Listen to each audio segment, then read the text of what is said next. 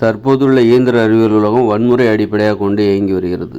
இங்கே இதுவும் போர் தான். இது 3ஆம் உலகப் போர் அப்படின்னு சொல்கிறோம்ல. இப்போ அதுதான் இப்போ நடந்துகிட்ருக்கு. அந்த போர் யுத்தம் தான் வேற ஒரு மாதிரி ரகசியமாக நடந்துகிட்ருக்கு. மற்றவங்களை அழிக்கணும் அப்படிங்கிற அந்த உணர்வு கடந்த காலங்களில் வெளிப்படையாக நடந்துகிட்டு இருந்தது. இப்போ வெளிப்படையாக ஒருத்தர் குத்திக்கிட்டு சண்டை போட்டுக்கிட்டு இருந்தாங்க. இப்போ மறைமுகமாக ஒன்றை நான் எப்படி கொல்றது, இந்த மக்களை எப்படி கொல்லணும், மறைமுகமாக அவங்களுக்கு. அதனால தான் அந்த நோக்கத்தோட விளைவு தான் இன்றைக்கி இந்த விபத்து, மோட்டார் வாகன விபத்தின் மூலமாக 10 லட்சம் பேர் வருஷத்துக்கு சாகடிக்கப்படுகிறார். நோய்கள் மூலமாக வருஷத்துக்கு கோடிக்கணக்கான பேர் சாகுறாங்க. இப்படி கோடிக்கணக்கான பேர் வெவ்வேறு காரணங்களால் கொல்லப்படுகிறார்கள், சாகடிக்கப்படுகிறார்கள். இது யுத்தம் தான். யாரும் ஒருத்தர் கூட சாகக்கூடாது அப்படின்னு நினைக்கிறது தான் அந்த போர் முடிவடைஞ்சு போச்சு அப்படிங்கிற அந்த நடைமுறை வருவதற்கு காரணமாக இருக்கும். இப்போ யாரும் ஒருவர் கூட பாதிக்கப்படக்கூடாது, ஒருவர் கூட அநியாயமாக சாகடிக்கப்படக்கூடாது அப்படிங்கிற அந்த தூய்மையான உணர்ச்சி யாருக்கு வரும், அப்போ தான் இந்த உலகம் முடிவுக்கு வரும். மனித உயிர்களுக்கு அப்படி ஒரு மனப்பான்மை வந்துருச்சுன்னு வச்சுக்கோங்களேன் மக்களுக்கு. அதுக்கப்புறம் இந்த இயந்திர அறிவியல் உலகம் செயல்படாது. இந்த இயந்திர அறிவியல் உலகம், இந்த செயற்கையான ஒரு வாழ்க்கை முறை, இதெல்லாம் இதோட அடிப்படையான நோக்கமே என்னென்னா மற்றவங்கள அழிக்கணும், கொல்லணும், சாகடிக்கணும். அதனால் கடந்த காலங்களில் போருங்கிற பேரில் நேரடியாக சண்டை போட்டாங்க. அப்புறம் போர்னால் ஏற்பட்ட அழிவுகளை பார்த்தோன்னா அணுகுண்டு வெடிப்பு, ஹிரோஷிமா நாகசாகி இதெல்லாம் பார்த்தோன்னா அணு ஆயுதங்களை பார்த்தோன்னா மக்கள் பயந்துட்டாங்க.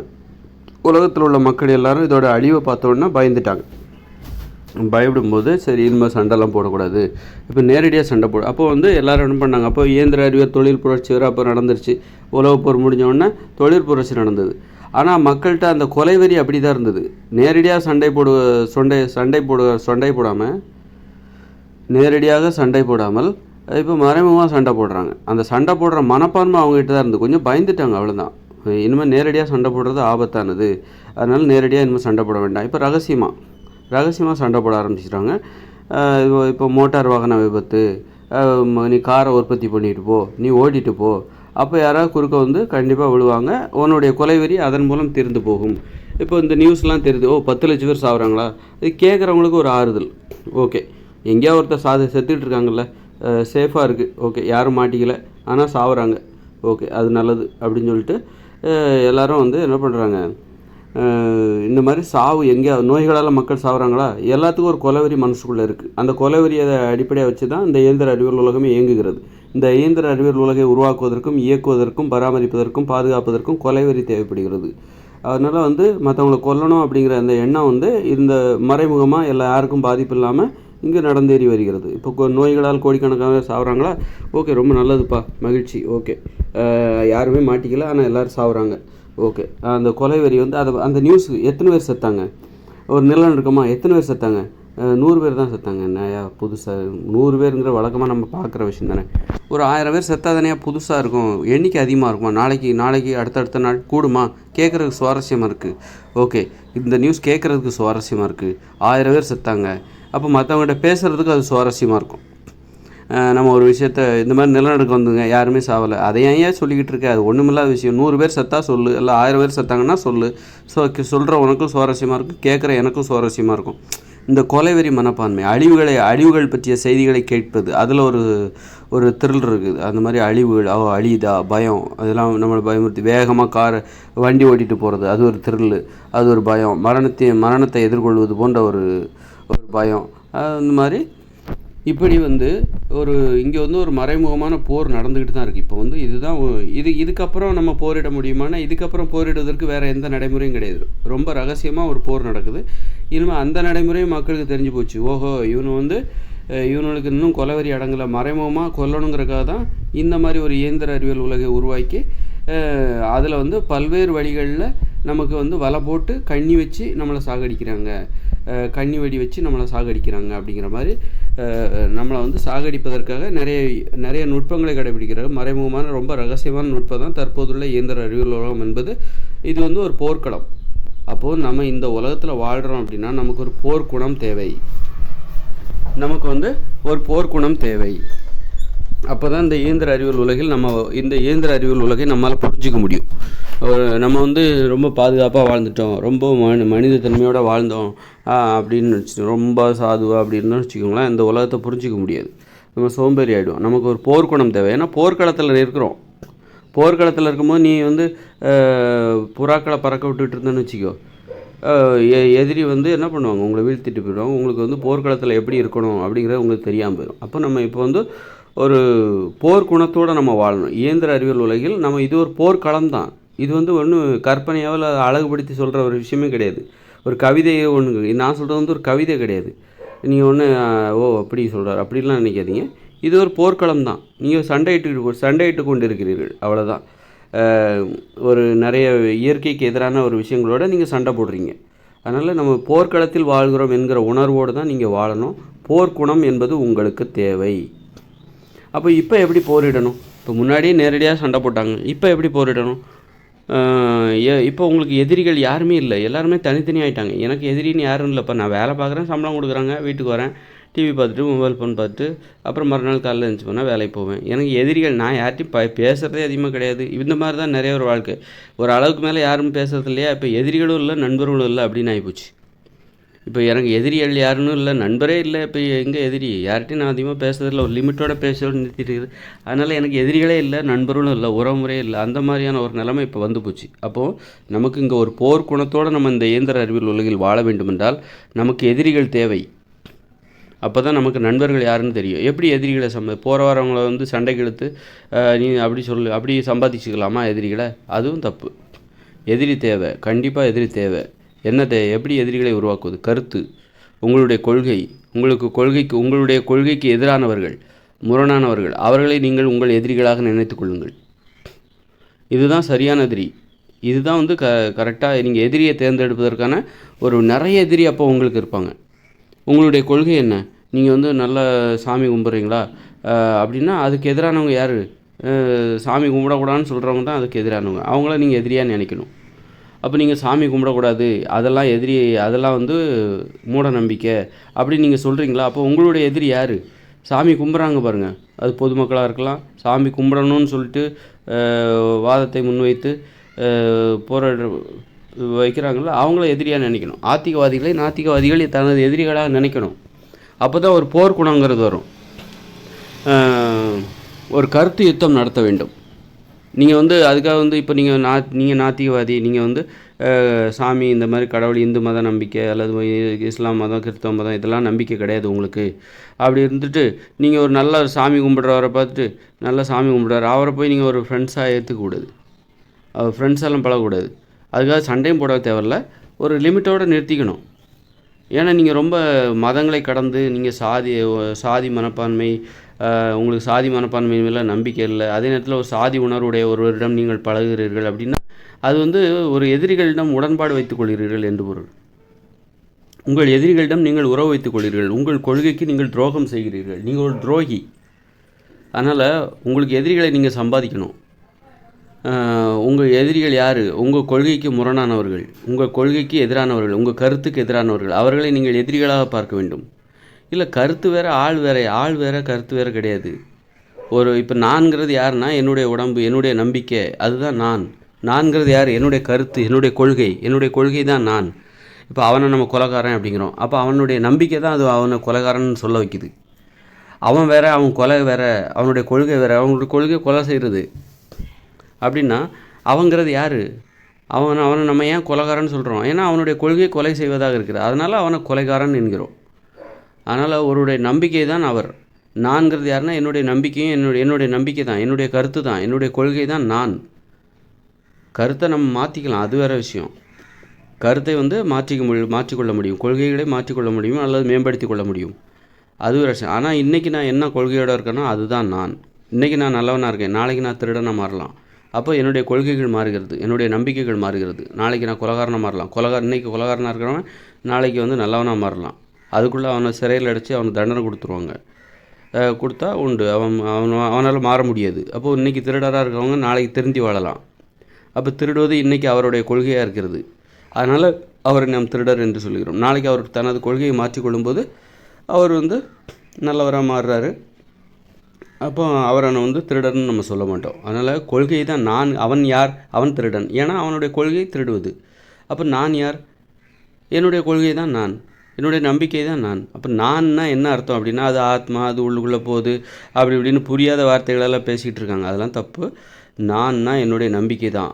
நான் இந்து அப்படின்னு சொல்கிறாங்கன்னா, இந்து மதம் என்பது எனது நம்பிக்கை, அதனால் நான் இந்து என்று சொல்கிறார்கள், அடையாளப்படுத்துகிறார்கள். இல்லை எனக்கு கடவுள் நம்பிக்கை கிடையாது, அல்லது வந்து இயற்கை தான் கடவுள், இந்த காற்று எது இல்லைன்னா நீ இல்லையோ அதுதான் என்னுடைய கடவுள், அப்படி எது இல்லைன்னா நம்மளால் உயிர் வாழ முடியாதோ அது அனைத்துமே எனது கடவுள் அப்படின்னு இப்போ நான் சொல்கிறேன் அப்படின்னா, அதுதான் நான், எனது நம்பிக்கை தான் நான். அதனால் வந்து நம்முடைய நம்பிக்கைக்கு முரணானவர்களோடு நீங்கள் போரிட வேண்டும். நீங்கள் போரிடாமல் நீங்கள் வந்து உங்கள் நம்பிக்கைக்கு முரணானவர்களோடு நீங்கள் உறவுமுறை ஏற்படுத்திக் கொள்கிறீர்கள், உறவாடுகிறீர்கள். கொள்கை வேறு, அன்பு வேறு, பாசம் வேறு என நினைத்து கொண்டு நீங்கள் உறவாடுறீங்கன்னா நீங்கள் தோற்றுருவீங்க, நீங்கள் சோம்பேறி ஆகிடுவீங்க. இப்போ திருடுறவங்க கூட நீங்கள் திருட மாட்டீங்க, உங்களுக்கு நம்பிக்கை இருக்குது. திருடுறவங்க கூட நீங்கள் உறவு வச்சுக்கிட்டிங்கன்னா அது எப்படிப்பட்டதாக இருக்கும்? அப்போ நீங்கள் வந்து உங்களுடைய நம்பிக்கைக்கு துரோகம் செய்கிறீர்கள். உங்கள் நம்பிக்கையை நீங்கள் உயர்வாக நினைக்கலை, அதனால தான் நீ திருடர்களோடு உறவு வச்சுக்கிறீங்க. அது மாதிரி இப்போ நீங்கள் சாமி கும்பிடக்கூடாது, இந்த இந்து மதம், கிறிஸ்தவ மதம், இஸ்லாம் மதம், இந்த மாதிரி புத்த மதம், சீக்கிய மதம், இந்த மாதிரி மத நம்பிக்கைகள் உங்களுக்கு நம்பிக்கை இல்லைன்னா அந்த நம்பிக்கை உடையவர்களிடம் நீங்கள் ஒரு கட்டுப்பாடாக பழக வேண்டும். அதுக்காக அவங்கள்ட்ட சண்டையும் போடாதீங்க, வெளிப்படையாக சண்டை போடாதீங்க. நீங்கள் கருத்து யுத்தம், அதை வந்து நீங்கள் எப்படி சண்டை போடணும், நேரடியாக போய் வாக்குவாதத்துலலாம் ஈடுபடாதீங்க. அதற்கு தான் உங்கள் செயல்பாடு. ஏதாவது நீங்கள் வந்து ஒரு புத்தகம் எழுதுகிறதோ அல்லது ஒரு மேடையில் பேசுகிறதோ, ஆனால் உங்கள் கருத்தை நீங்கள் முன்வைக்கணும். எங்கே முன்வைக்கணும் அப்படின்னா, பாதுகாப்பாக யார் கேட்குறாங்களோ அவங்ககிட்ட முன்வைங்க. யார் வாக்குவாதத்தில் ஈடுபடுறாங்க அவங்ககிட்ட வந்து நீங்கள் வந்து உங்கள் கருத்தை முன்வைக்காதீங்க. ஆனால் வந்து நீங்கள் வந்து இப்போ வந்து நீங்கள் நாத்திகவாதி அப்படின்னா, நாத்திகவாதத்தை யார் கேட்கிறார்கள், யார் ஏற்றுக்கொள்ள அவர்களிடம் நீங்கள் உங்கள் கருத்தை சொல்லிட்டு போங்க. ஆனால் அது என்னவாக இருக்குது அப்படின்னா, ஆத்திகவாதிகளுக்கு எதிராக நீங்கள் சண்டை போடுகிறீர்கள் என்று தான் அதன் பொருள். உங்கள் கருத்துக்களை நீங்கள் வெளியிட்டு கொண்டே இருக்கிறீர்கள். அதனால் நாத்திகத்தில் யாருக்கு நம்பிக்கை இருக்கோ அவர் மீது நீங்கள் அவரிடம் உங்களுடைய கருத்துக்களை சுதந்திரமாக தெரிவித்து விட்டு போங்கள். அல்லது ஒரு புத்தகம் எழுதுங்க, அல்லது இந்த மாதிரி மேடையில் பேசுங்க, அல்லது வீடியோ போடுங்க. இந்த மாதிரி உங்கள் கருத்துக்களை சுதந்திரமாக பேசிட்டு போங்க.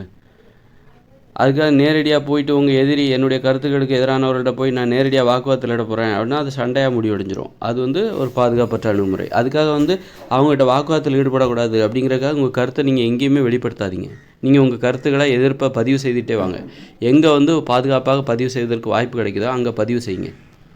அதே நேரத்தில் உங்கள் கருத்து எல்லாத்துக்கும் தெரிகிற மாதிரியும் நீங்கள் ஒரு வாழ்க்கை வாழணும். அதாவது ஒரு புத்தகமாக எழுதணும். சும்மா சாதாரணமானவங்கள்ட்ட பேசினாக்கா உங்கள் கருத்து 4 பேரோட முடிஞ்சு போயிடும். அதே நீங்கள் ஒரு புத்தகமாக எழுதுறீங்க, அல்லது இந்த மாதிரி வீடியோ போடுறீங்க, மேடையில் பேசுகிறீங்க அப்படின்னா உங்கள் கருத்து நீங்கள் யாருங்கிறது மற்றவங்களுக்கு தெரியும். அப்போ நீங்கள் யார் அப்படிங்கிறத மற்றவங்க புரிஞ்சுப்பாங்க. நீங்கள்ங்கிறது உங்கள் உடம்பு, உங்களுடைய கருத்து, உங்களுடைய கொள்கை, அதுதான் நீங்கள். உங்களை வேறு மாதிரி புரிஞ்சுருப்பாங்க. நீங்கள் உங்கள் கருத்தை வெளிப்படுத்தும் போது இவர் தான் அவர் புல்க, இவர் வந்து அவர் புல்க, அந்த மாதிரி கொள்கை உடையவர் புல்க இவருக்கு. உங்களை கொள்கையை வச்சு உங்களை அடையாளப்படுத்துவாங்க. உங்கள் கொள்கைகள் தான் உங்களை அடையாளப்படுத்துகிறது. நீங்கள்ங்கிறது யார்? உங்களுடைய கொள்கைகள் தான். அவர் வந்து இந்த மாதிரி அவர் ஒரு பெரியாரிஸ்ட்டு அல்லது நாத்திகவாதி, ஆத்திகவாதி அப்படிங்கிறது எது? உங்களுடைய கொள்கைகள் தான் உங்களை அடையாளப்படுத்துகிறது. அதனால் எப்போதுமே வந்து நீங்கள் நண்பர்களை தேர்ந்தெடுக்கிறீர்கள் அப்படின்னா உங்கள் கொள்கைகளுக்கு முரணானவர்களோடு உறவாடாதீங்க. நீங்கள் இந்துவாக இருந்தால் இந்துக்கள்கிட்ட வந்து நீங்கள் அதில் தீவிரமாக இருக்கீங்க அப்படின்னா இந்துக்கள்கிட்ட அவங்க பழகுவாங்க. அதுதான் வந்து இயல்பாக இருக்கிறது. அப்புறம் ஒரு மாற்று மதத்தினர் அப்போ நீங்கள் பழகுறீங்க அப்படின்னா உங்களுக்கு அதில் ஒரு புரிதல் இருக்கும். கடவுள் எல்லாம் ஒன்று தான் அப்படி இப்படின்னு ஏதாவது ஒரு புரிதலை அடிப்படையாக கொண்டு நீங்கள் அந்த மாதிரி ஒரு உறவுமுறைக்கு நீங்கள் தயாராக இருக்கீங்க. அதனால் எப்போவுமே நீங்கள் வந்து உங்களுக்கு ஒரு போர்க்குணம் இருக்கணும். இந்த இயந்திர அறிவியல்களில் உங்களுக்கு ஒரு போர்க்குணம் இருக்க வேண்டும் என்றால் உங்களுக்கு எதிரிகள் தேவை. எதிரிகளை எப்படி சம்பாதிப்பது? ரொம்ப எளிது. நிறைய எதிரிகள் ஒவ்வொருத்தருக்குமே இருக்கிறாங்க. இப்போ என்னுடைய எதிரிகளை பற்றி தான் நான் இங்கே பதிவு பண்ணுறேன். என்னுடைய கருத்துக்களை வச்சு எனக்கு எதிரானவர்கள் எதெல்லாம் அவங்கெல்லாம் என்னுடைய எதிரிகள். எதிரான கருத்து உடையவர்கள் அவர்கள் அனைவருமே எனது எதிரிகள் தான். அதுக்காக நான் அவங்ககிட்ட வந்து நேரடியாக வெளிப்படையாக போய் அவங்கள்ட்ட வாக்குவாதத்தில் ஈடுபடுவதோ அவர்களிடம் சண்டையிடுவதோ எனக்கு அது எனக்கு வேலைக்கு. நான் சண்டையிடுவதற்கான ஒரு பாதுகாப்பான வழியை தேர்ந்தெடுக்கிறேன். அதுதான் இந்த மாதிரி நான் பேசுகிறேன். நான் இப்போ சண்டை போடணும், கடைசி வரைக்கும் சண்டை போடணும், பாதுகாப்பாக சண்டை போடணும் அப்படிங்கிறக்காக தான் என்னோடய போர்க்குணத்தை நான் வெளிப்படுத்தி கொண்டே இருக்க வேண்டும். அதில் எந்த இது வந்துடக்கூடாது அப்படிங்கிறக்காக தான் நான் இந்த மாதிரி ஒரு பாதுகாப்பான வழிமுறை கடைபிடிக்கிறேன். நான் போயிட்டு போகிற வரவங்கிட்டெல்லாம் வந்து நான் வாக்குவாதத்தில் ஈடுபட்டு இருந்தேன்னு வைங்க, அது வாக்குவாதம் என்பது வார்த்தை முற்றி போய் வன்முறையாக மாறிவிடும். அப்போ மனசில் அமைதி இருக்காது. அப்போ எனது கருத்துக்கள் எல்லாருக்கும் போய் சேரணும். ஆக கருத்து யுத்தம் நாம் நடத்த வேண்டும். அதுதான் போர்க்குணம். போர்க்குணம் நமக்கு வேண்டுமென்றால் நமது கருத்துக்களை முன்வைத்து நமக்கு முரணான கருத்துடையவர்களோடு ஒரு யுத்தத்தை நடத்த வேண்டும். அதுதான் போர்க்குணத்தை நாம் உருவாக்கி கொள்வது. இந்த இயந்திர அறிவியல் உலகில் நீங்கள் வாழ வேண்டுமென்றால் உங்களுக்கென்ற ஒரு கொள்கை இருக்கும், வாழ்க்கையில் ஒரு நம்பிக்கை இருக்கும். அந்த நம்பிக்கைக்கு முரணானவர்கள் அவர்களோடு நீங்கள் போரிட வேண்டும். உங்கள் கருத்துக்களை சுதந்திரமாக முன்வைக்க வேண்டும். பாதுகாப்பான வழியில் முன்வைத்து கொண்டு பலரும் உங்களுடைய கருத்துக்கள் தெரியணும். நீங்கள் யார், உங்களுடைய நம்பிக்கை என்ன, உங்களுடைய கருத்து என்ன, உங்களுடைய கொள்கைகள் என்ன என்பது பற்றி உங்களை பற்றி மற்றவங்களுக்கு தெரிகிற மாதிரி நீங்கள் உங்களுடைய கருத்துக்களை வெளிப்படுத்தணும். யாரோ 4 பேர்கிட்ட பேசுகிறீங்க, பார்க்குறவங்ககிட்ட பேசுகிறீங்க, அதோடு முடிஞ்சு போச்சு. உங்களை பற்றி உங்களுக்கு தெரியாது அப்படின்னா உங்களுக்கு அது போதும்னு நினச்சிங்கன்னா ஓகே. இல்லை, என்னை பற்றி எல்லாருக்குமே தெரியணும், என்னுடைய கருத்துக்கள் முக்கியமானது, என்னுடைய கருத்துக்கள் எல்லாருக்கும் போய் சேரணும் அப்படிங்கும்போது எல்லாருக்கும் தெரிய வரும்போது உங்கள் கருத்துக்களுக்கு எதிரானவர்கள் உங்கள் மீது ஒரு கருத்து யுத்தம் நடத்துவார்கள். அப்போ உங்களுக்கு ஒரு போர்க்குணம் வரும். அப்போ அவங்களுக்கும் ஒரு போர்க்குணம் வருது. உங்களால் மற்றவர்களால் உங்களுக்கும் ஒரு போர்க்குணம் ஏற்படுகிறது. அதனால் போர்க்குணம் நமக்கு தேவை அப்படின்னா நமக்கு எதிரிகளை உருவாக்கி கொள்ள வேண்டும். எதிரிகள் யார்? ரொம்ப எதிரிகள் யாருன்னா நமக்கு கருத்துக்கு எதிரானவர்கள் தான் எதிரிகள். எதிரிகளோடு எப்படி சண்டை போட வேண்டும்? உங்கள் கருத்துக்களை நீங்கள் பாதுகாப்பாக வைக்க வேண்டும். அவ்வளோதானே தவிர அவர்களிடம் போய் வாக்குவாதம் ஈடுபடாதீங்க. உங்கள் கருத்துக்கு முரணானவர்கள் என்பதற்காக அவர்களை அடிப்பதோ, அவமானப்படுத்துவதோ, அடிமைப்படுத்துவதோ, அடக்கி ஒடுக்குவதோ, அதிகாரத்தை கொண்டு அடக்கி ஒடுக்குவதோ அது தவறானது. அதனால் போர்க்குணம் என்பது தேவை. அதனால் உங்கள் கருத்துக்கு முரணானவர்களோடு நீங்கள் ரொம்பவும் இணங்கி போயிடாதீங்க, உடன்பட்டு விடாதீர்கள். ஏன்னா கருத்து வேறு, நீங்கள் வேறு கிடையாது. இப்போ கருத்து வேறு, நீங்கள் தான் உங்கள் கருத்து தான் நீங்கள், உங்கள் கொள்கை தான் நீங்கள். அதனால் உங்கள் கருத்துக்கு முரணானவர்களோடு நீங்கள் உரிமையோட அந்த மாதிரிலாம் பழகுனீங்கன்னா உங்கள் கருத்துக்கு முரணான எதிரிகளோடு நீங்கள் உடன்பாடு உறவுமுறை ஏற்படுத்திக் கொள்கிறீர்கள். அது ஒரு துரோகம். அது உங்கள் மூளையை மழுங்கடித்து விடும். உங்கள் மூளையில் போர்க்குணம் ஏற்படாமல் போய்விடும். உங்களுக்கு போர்க்குணம் வராது. போர்க்குணங்கிறது என்னதுன்னா எதிரிகள் மீது ஒரு தயவுதாட்சணையற்ற ஒரு அணுகுமுறை. எதிரிகள் எப்படியெல்லாம் செயல்படுறாங்களோ அதுக்கு தகுந்த மாதிரி நீங்கள் பதிலுக்கு செயல்படணும். எதிரிகளை உங்களை கொல்ல வர்றாங்க அப்படின்னா நீங்கள் கொல்லணும், தயவுதாட்சணை இல்லாமல் கொல்லணும். அதுலேயும் போர் நடைமுறைகள்லேயும் நிறைய நடைமுறை இருக்கும். மன்னிக்கிறது, தோல்வி விட்டு கொடுப்பது, வெற்றியை விட்டு கொடுப்பது, இப்படி நிறைய நடைமுறைகள் இருக்கும். ஆனால் அதில் உச்சம் தயவுதாட்சணையே பாராமல் எதிரிகளை வீழ்த்த வேண்டிய ஒரு சூழ்நிலை வரும், ஒரு வாய்ப்பு கிடைக்கும். அந்த நேரத்தில் நீங்கள் அது மாதிரி செயல்படணும். அதுக்கு தகுந்த மாதிரி நீங்கள் நடந்துக்கணும். அதனால் போர்க்குணத்தை இந்த இயந்திர அறிவியல் உலகில் நாம் இழந்துவிடக்கூடாது. அப்படின்னா நமக்கு எதிரிகளை உருவாக்கி கொள்ள வேண்டும். எதிரிகள் யார்? அப்போ தான் நீங்கள் இந்த இயந்திர அறிவியல் உலகில் விழிப்போடு இருப்பீங்க. அப்போ போர்க்குணத்தை உங்கள் எதிரிகளை யாருன்னு முடிவு பண்ணுங்கள். உங்கள் கருத்துக்கு எதிரான அத்தனை பேரும் உங்களுடைய எதிரிகள் தான். அது உங்கள் வீட்டில் கூட இருக்கலாம். அதனால் குடும்பம்னாலே எல்லோரும் ஒன்றா பழகணும் அப்படின்னு நினச்சிக்காதீங்க. உங்கள் கருத்துக்களுக்கு எதிராக உங்கள் வீட்டிலே இருக்காங்க அப்படின்னா அவங்கக்கிட்ட அவங்ககிட்ட போய் சண்டை போடணுங்கிற அவசியம் இல்லை, அவங்ககிட்ட வாக்குவாதத்தில் ஈடுபடணுங்கிற அவசியம் இல்லை. அவங்ககிட்ட ஒரு மென்மையாக ஒரு அளவோடு பேசிட்டு நிறுத்திக்கோங்க. ரொம்ப டீப்பாலாம் போகாதீங்க, டீப்பாக உறவாடாதீங்க. உங்கள் கொள்கையோடு யார் உடன்படுகிறார்களோ அவர்களைத்தான் நீங்கள் அவர்களிடமிருந்து உங்களுடைய நட்பை தேர்ந்தெடுக்க வேண்டும். உங்கள் காதலை கூட அப்படி தான் தேர்ந்தெடுக்கணும். இப்போ கொள்கைக்கும் உறவுமுறைக்கும் சம்மந்தம் இல்லை. எனக்கு கடவுள் நம்பிக்கையே கிடையாது, என் பொண்டாட்டி கோயிலாக அலைவா, கடவுள் நம்பிக்கை அவளுக்கு ரொம்ப அதிகம், எனக்கு கடவுள் நம்பிக்கையே சுத்தமாக கிடையாது, இந்த மாதிரிலாம் சொல்லவே கூட. இந்த மாதிரி ஒரு முரணான ஒரு கொள்கையோட ஒரு பெண்ணையோ ஆணையோ திருமணம் செய்து கொள்ளக்கூடாது. அது உங்களை உங்களுடைய போர்க்குணத்தை ரொம்பவும் குறைக்க உதவி பண்ணும், தடுக்க உதவி பண்ணும். ஆனால் அதே நேரத்தில் கருத்துக்கள் என்பது மாற்றப்படக்கூடியது தான். கருத்துக்கள் என்பது உங்களுடைய கொள்கைகள் என்பது மாற்றம் பெறுவதற்கு வாய்ப்பு இருக்கிறது. உங்களுக்கு கடவுள் நம்பிக்கையே இல்லைங்கிறீங்க, உங்களுக்கு கூட கடவுள் நம்பிக்கை பின்னாடி வரலாம். திரும்பவும் நீங்கள் ஒரு மூட நம்பிக்கை என்னும் அந்த சாக்கடைக்குள் குதிப்பதற்கு வாய்ப்பு இருக்கிறது. ஒருவேளை மூட நம்பிக்கை என்னும் சாக்கடைக்குள் இருக்கிற நீங்கள் நாளைக்கு கரையேறி நல்ல தண்ணியில் குளிச்சுட்டு அறிவுபூர்வமான ஒரு வாழ்க்கை வாழ்வதற்கு ஒரு வாய்ப்பு இருக்குது. அதனால் கருத்து என்பது மாறுதலுக்கு உட்பட்டது, மாற்றப்படக்கூடியது. கொள்கை என்பது நீங்கள் இன்றைக்கி நீங்களாக இருக்கலாம், நாளைக்கு வேறொருவராக நீங்கள் மாறலாம். உங்களுடைய கொள்கைகள் மாறும்போது நீங்கள் வேறொருவராக உங்களை அடையாளப்படுத்துவதற்கு வாய்ப்பு இருக்கிறது. அதையும் நம்ம புரிஞ்சுக்கணும். அதனால் உங்களுக்கு ஒரு கொள்கை இருக்குது, உங்களுக்கு ஒரு கருத்து இருக்குன்னா அதை எப்போவுமே விட்டு கொடுத்துடாதீங்க. அது சரியாக தப்பா அதை விமர்சனம் பண்ணிக்கிட்டே கொண்டு போங்க. உங்கள் கொள்கையை இன்றைக்கி சின்ன வயசில் உங்களுக்கு ஒரு கொள்கை இருக்குது, சின்ன வயசில் உங்களுக்கு சாதி வெறி இருக்குது, அது இன்றைக்கும் அப்படியே இருக்குது. 40-50 வயசில் நான் அதே சாதி வெறி என்கிட்ட அதிகமாக இருக்குது, இன்னும் சின்ன வயசில் இருந்ததை விட இன்னும் அதிகமாக இருக்குது. அப்படின்னு சொல்லாமல், சின்ன வயசில் உங்களுக்கு ஒரு நம்பிக்கை இருக்குது, உங்களுக்கு ஒரு சாதி வெறி என்கிற ஒரு கொள்கை இருக்குது அப்படின்னா அந்த கொள்கையை வந்து விமர்சனம் பண்ணியே கொண்டு வரணும், மேம்படுத்தணும். இது தப்பு, இது தப்பு, இது எப்படி சரியாக இருக்க முடியும், சாதி வெறி என்பது எப்படி சரியாக இருக்க முடியும், எப்படி இந்த சாதிகள்லாம் உருவாச்சுது, சாதி இல்லாமல் பழக முடியாதா, பழகுனா என்ன நன்மை, அப்படி இப்படின்னு நிறைய ஆலோசனை பண்ணி ஒரு கட்டத்தில் சாதி வெறி தேவையில்லை அப்படின்னா அதை கைவிட்டுருங்க. உங்களை நீங்கள் மேம்படுத்துங்கள். விமர்சனம் உங்கள் கொள்கைகளை, கருத்துக்களை, உங்களிடம் உள்ள கருத்துக்களை விமர்சனம் செய்து, சுய விமர்சனம் செய்து அதை மேம்படுத்துங்கள். தேவையில்லாத கொள்கைகளை, தேவையில்லாத கருத்துக்களை விட்டுட்டு போங்க. விட்டுட்டு தேவையானது எது தேவையோ அதை மட்டும் நீங்கள் சுமந்துட்டு போங்க. இந்த மாதிரி ஒரு போர் குணத்தோடு இந்த இயந்திர அறிவியல் உலகில் வாழ வேண்டுமென்றால் உங்களுக்கு எதிரிகள் தேவை. எதிரிகள் யார் என்றால் உங்கள் கருத்துக்கு முரணானவர்கள், உங்களது கொள்கைக்கு முரணானவர்களை எதிரிகளாக நினைத்து அவர்களிடம் ஒரு எப்படி வெளிப்படையாக சண்டை போடாதீங்க. உங்கள் கருத்துக்களை நீங்கள் பொது வழியில் முன்வைக்கணும், பாதுகாப்பாக முன்வைக்கணும். வாக்குவாதத்தில் ஈடுபடுவது அதெல்லாம் தேவையில்லாமல் உங்கள் கருத்துக்களை நீங்கள் முன்வைத்து பலருக்கும் அந்த கருத்து தெரிகிற மாதிரி, உங்கள் எதிரிகளுக்கும் அந்த கருத்தை கேட்பாங்க, உங்கள் எதிரிகளோட கருத்தையும் நீங்கள் தெரிஞ்சுப்பீங்க. அப்போ அதன் மூலம் இந்த மக்கள் நடைமுறை வாழ்க்கை எப்படி இருக்கிறது என்பதை புரிந்து கொண்டு நீங்கள் அதற்கு தகுந்தாற் போன்று நீங்கள் செயல்படுவீர்கள்.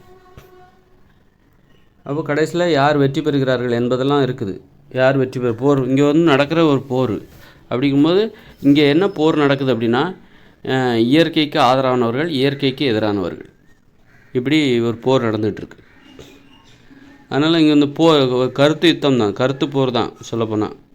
அப்போ அந்த கருத்து யுத்தம் நடைபெறுவதற்கு இங்கே வந்து என்ன தேவை, கருத்துக்களை சுதந்திரமாக முன்வைப்பதற்கு இங்கே ஒரு சுதந்திரமான ஒரு சூழ்நிலை தேவை. கருத்து சுதந்திரத்திற்கு ஒரு சூழ்நிலை தேவை. மாற்று கருத்து வெளிப்பட்டு ஏன்னா மனம் புண்படுகிற மாதிரி பேசிட்டார் அப்படின்னு சொல்லிட்டு கோர்ட்டுக்கு போகிறது, சுதந்திரமாக கருத்து தெரிவிப்பவர்களின் வாயை வந்து சட்டத்தின் துணை கொண்டு மூடுவது, இதெல்லாம் வந்து கருத்து யுத்தத்தில் ஈடுபட முடியாத கோழைகளோட நடைமுறை. இது சோம்பேறித்தனங்கிறது என்னென்னாக்கா, நம்முடைய கருத்துக்கு முரணானவர்களோடு நம்ம ரொம்ப உறவுமுறையை கடைபிடிக்கிறது, கருத்துக்கு முரணானவர்களோடு உறவுமுறையை கடைபிடிக்கிறது, நமது கொள்கைகளை விட்டு கொடுப்பது, மற்றவங்களுக்காக விட்டு கொடுப்பது. அப்போ தான் சோம்பேறித்தனம் வந்துடும். ஏன்னா உங்களை யார் நிற்க வைக்கிறதுனா உங்கள் கருத்து தான் நிற்க வைக்கும். கொள்கை என்பது முதுகெலும்பு மாதிரி, முதுகெலும்பு இல்லாமல் போச்சுன்னா என்ன, நம்மளால் நிற்க முடியாது. அதனால் வந்து நீங்கள் வந்து உங்களை சுற்றி ஒரு பாதுகாப்பு இருக்குன்னா அது உங்கள் கொள்கைக்கு நீங்கள் கொடுக்குற முக்கியத்துவம் தான் உங்களை சுற்றி இருக்கிற அந்த பாதுகாப்பு காரணமாக இருக்கும். அதனால் வந்து கொள்கையை என்றைக்குமே நீங்கள் விட்டு கொடுத்துட்டீங்கன்னா உங்களையே நீங்கள் விட்டு கொடுத்துட்டீங்க அப்படின்னு அர்த்தம். உங்களுக்கு பாதுகாப்பு இல்லை, உங்களுக்கு மரியாதை இல்லை அப்படின்னு தான் அது அர்த்தம். அதனால் வந்து அதை விட்டு கொடுக்கும்போது தான் கொள்கைகள்னால் என்ன, கொள்கைகளை எந்த அளவுக்கு கடைபிடிக்கணும், அதுக்கு அந்த அளவுக்கு மதிப்பு இருக்கா அப்படின்னு நினச்சிட்டு நிறைய பேர் கொள்கைகளே கிடையாது. உனக்கு என்ன கொள்கை, எனக்கு என்னப்பா கொள்கை இருக்குது, பார்க்குறவங்களுக்கு தகுந்த மாதிரி நான் மாறிடுவேன், அவங்க கொள்கை தான் என்னுடைய கொள்கை, அவங்களுக்கு ஒரு கொள்கை, யாரை பார்க்குறோன்னா யார்கிட்ட பழகிறோனோ அவங்க கொள்கைக்கு தகுந்த மாதிரி என்னுடைய கொள்கையை நான் மாற்றிப்பேன், அந்த ஃப்ளெக்சிபிலிட்டி என்கிட்ட இருக்குது, ஃப்ளெக்சிபிலிட்டி தான் என்னுடைய கொள்கை, அந்த மாதிரி வளைந்து கொடுப்பது தான் எனது கொள்கை, பிறரது கொள்கைக்கு தகுந்த மாதிரி வளைஞ்சு கொடுப்பது தான் என்னுடைய கொள்கை அப்படின்னு சொல்கிறது இருக்குல்ல, அது வந்து சோம்பேறித்தனத்துக்கு அடிப்படையான காரணமாக இருக்குது. அந்த போர்க்குணம் இருந்தால் தான் போரில் இருக்கிறவங்க எப்படி சோம்பேறியாக இருப்பாங்களா, நாம் போரிடுகிறோம் என்கிற உணர்வோடு இருக்கணும். நமது கருத்துக்கு எதிரானவர்களோடு நாம் ஒரு யுத்தம் நடத்துகிறோம் என்கிற உணர்வோடு நம்ம வாழ்ந்து கொண்டு இருக்க வேண்டும். அப்படி இருக்கும்போது நம்ம சோம்பேறியாக இருப்போமா? அதனால் வந்து உங்கள் வீட்டிலே உங்களுக்கு கருத்துக்கு எதிரானவங்க இருப்பாங்க, உங்கள் கொள்கைக்கு எதிரானவர்கள் இருப்பாங்க. அவங்கக்கிட்ட போயிட்டு நீங்கள் வந்து அவங்கக்கிட்ட அடிமையாக இருக்காதீங்க. அவங்கள சார்ந்து ரொம்பவும் வந்து ரொம்ப குடும்பம் வேறு, அன்பு வேறு. அன்பு என்பது அந்த கருத்து ஒற்றுமை இருக்க வேண்டும். அப்போ தான் அங்கே தான் அன்பு, அந்த அன்புக்கு தான் மரியாதை. உங்களுக்கு கருத்துக்கு முரணானவர்கள் உங்கள் வீட்டிலே இருக்கலாம், அப்படிப்பட்டவங்ககிட்ட வந்து உங்கள் அன்பெல்லாம் எதிர்பார்க்காதீங்க, அந்த மாதிரி மரியாதையை எதிர்பார்க்காதீங்க. உங்கள் கருத்துக்களை நீங்கள் பற்றி கொண்டிருங்கள், அதுதான் உங்களை காப்பாற்றும், அதுதான் உங்களை உயர்த்தும், அதுதான் உங்களுக்கு வந்து ஒரு உண்மையான அன்புன்னா என்னன்னு சொல்ல வரும். அதனால் சோம்பேறித்தனங்கிறது என்னென்னாக்கா, இங்கே ஒரு கொள்கையே இல்லை, கொள்கை இல்லாத ஒரு வாழ்க்கை முறையை மக்கள் வாழ்ந்துட்டுருக்காங்க. நமக்கு என்ன கொள்கை இருக்குன்னே தெரில, வேலை பார்க்குறோம், எனக்கு பிடிக்கல ஆனாலும் வேலை பார்த்துட்ருக்கேன். பிடிச்ச வேலையை நோக்கி நீ போகலாம்ல, உனக்கு என்ன வேலை பார்க்கணும், உனக்கு என்ன தான் வேலை பிடிக்கும் அப்படிங்கிறத பற்றியா நீ தெரிஞ்சுக்கிட்டியா, ஆராய்ச்சி பண்ணியா? பிடிக்காதுன்னு சொல்கிறேன், என்ன வேலை தான் பிடிக்கும், இல்லை எனக்கு பிடிக்கல அப்படின்னா அப்போ அதுக்கு தகுந்த மாதிரி மாற்றுறதுக்கு எதாவது முயற்சி பண்ணியா? ஒரு முறை தான் நீ வாழ போகிற. அப்போது உன்னது கொள்கை, விருப்பம், அதை நோக்கி நீ முயன்று அதை நோக்கி நீ போகணும். அந்த மாதிரியான ஒரு வாழ்க்கையை நீ வாழ்கிறதுக்கு முயற்சி பண்ணி நீ தோற்று போகலாம், உன்னால் முடியாமல் போகலாம், ஆனால் நீ முயற்சி பண்ணுறல்ல, அதுதான் வந்து இங்கே முக்கியமான விஷயம். அதனால் வந்து கொள்கைக்கு முரணாக ஒரு வாழ்க்கை, கொள்கை இல்லாத ஒரு வாழ்க்கை, கொள்கைக்கு முரணான கொள்கை உடையவர்களோடு உடன்பாடு, உறவு முறையை கடைபிடிப்பது. இப்போ மனைவி வேறு ஒரு கொள்கை, கணவனுக்கு வேறு. இப்போ கணவன் நேர்மையாக இருக்கணும்னு நினைக்கிறான், மனைவி வந்து அவகிட்ட பண விஷயத்தில் நேர்மை இல்லை, பண விஷயத்தில் நேர்மை இல்லாதவளாக இருக்கிறாள். கணவன் வந்து நேர்மையானவனாக இருக்கான். இந்த முரண்பட்ட கொள்கை இதெல்லாம் வந்து அவர்களுக்கிடையே ஒரு உறவு முறை. அப்படி இருக்கும்போது அது வந்து யாராவது சோம்பேறித்தனத்தை ஏற்படுத்தும். இதுதான் வந்து கடைசியில் சோம்பேறித்தனத்தை ஏற்படுது. அதனால் ஒரு வண்டி போகுதுன்னா, ஒரு மாட்டு வண்டி போகுதுன்னா, கணவன் மனைவி இருவரும் ஒத்த கொள்கை உடையவர்களாக இருக்கணும், ஒரே கருத்து உடையவர்களாக இருக்க வேண்டும், கருத்து உடன்பாடு உடையவர்களாக இருக்க வேண்டும். அப்போ தான் அந்த பயணம் ஒரு மாதிரி ஒரு நேரே போகும்.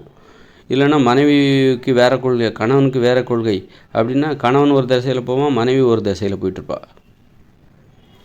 அந்த மாதிரி அப்போ அந்த வண்டி எப்படி போகாது. அது மாதிரி தான் வந்து கொள்கைக்கு உடன்பாடு உடையவர்களோடு ஒரு உறவுமுறையை ஏற்படுத்தி கொள்ள வேண்டும். அப்போ தான் நீங்கள் வந்து உரையாட முடியும். ஒரே ஒருமித்த கொள்கை உடையவர்களோடு நீங்கள் திருமணம் செய்து கொள்ள வேண்டும், நட்பை ஏற்படுத்தி கொள்ள வேண்டும். உங்களுடைய நண்பர்களுடைய கொள்கையும் உங்களுடைய கொள்கையும் ஒத்து போகணும். உங்களுடைய தோழிகளோட கொள்கையும் நீங்கள் யாரிடம் பழகிறீர்கள் அவர்களுடைய கொள்கையும் உங்களுடைய கொள்கையும் ஒத்து போனால் தான் உரையாட முடியும். அந்த உரையாடல் தான் அன்பு, உரையாடல் தான் நட்பு, உரையாடுவது தான் காதல். அதனால் உரையாடுவது தான் உறவுமுறை. இங்கே வந்து அப்போ வந்து கொள்கை ஒரே மாதிரி இருக்கணும். அப்போ தான் உரையாடல் என்பது அதிகரிக்கும்.